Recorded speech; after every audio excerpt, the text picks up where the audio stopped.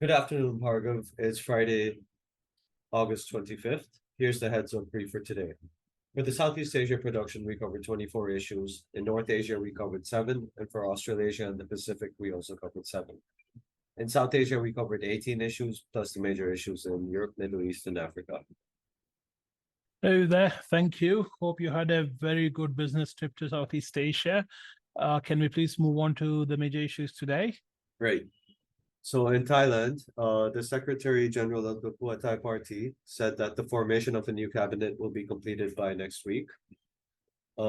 There are rumors that outgoing Prime Minister Prayut Chan-o-cha is expected to be appointed as the defense minister, and this will be very unpopular with people, and there may be protests over this. So we'll keep an eye out on it. Certainly, there. Thank you. But do you expect a certain degree of stability with the new Prime Minister coming into office?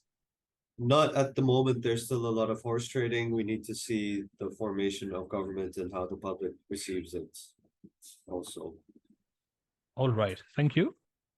Right. And in Papua New Guinea, the security minister has urged all political operatives to take responsibility for ethnic conflict in Enga, in the highlands. He said that you cannot only depend on the police to resolve these issues, and the police have said that they will use lethal force in due to the increasing insecurity in the Papuan highlands, especially in Enga. All right. Thank you.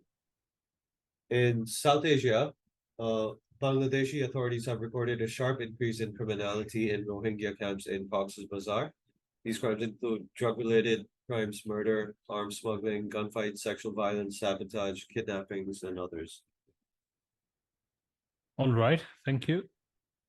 And in India, members of two Karnataka-based groups held demonstrations in Mandya to protest against the Karnataka government's decision to release water for Tamil Nadu.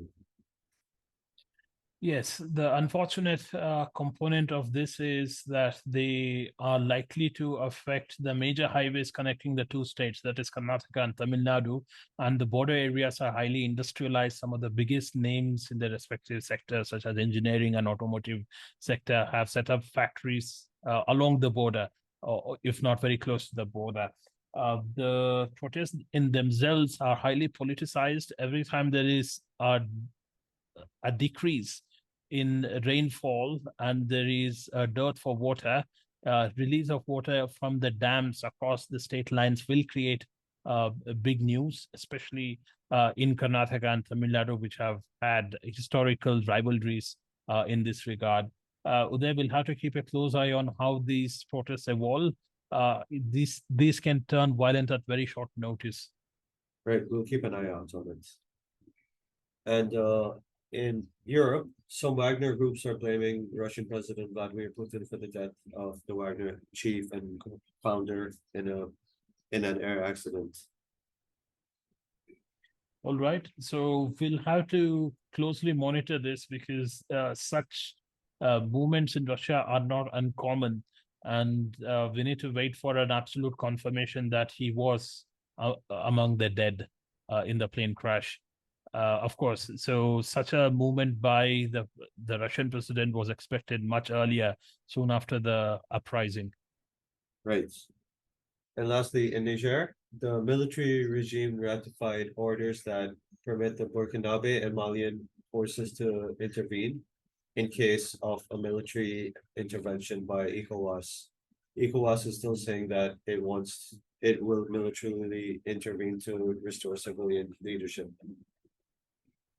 Yes, so the situation on the ground is quite precarious. A regional war in West Africa benefits nobody, and some of the countries which are part of the ECOWAS, including Nigeria, have not ratified such a move to restore democracy in Niger. So we'll have to keep a close eye on this and see how the situation evolves, especially from a business perspective. Yeah, definitely. We'll keep an eye out on it. That's the heads up brief for today, Party. Thanks. Thanks for that.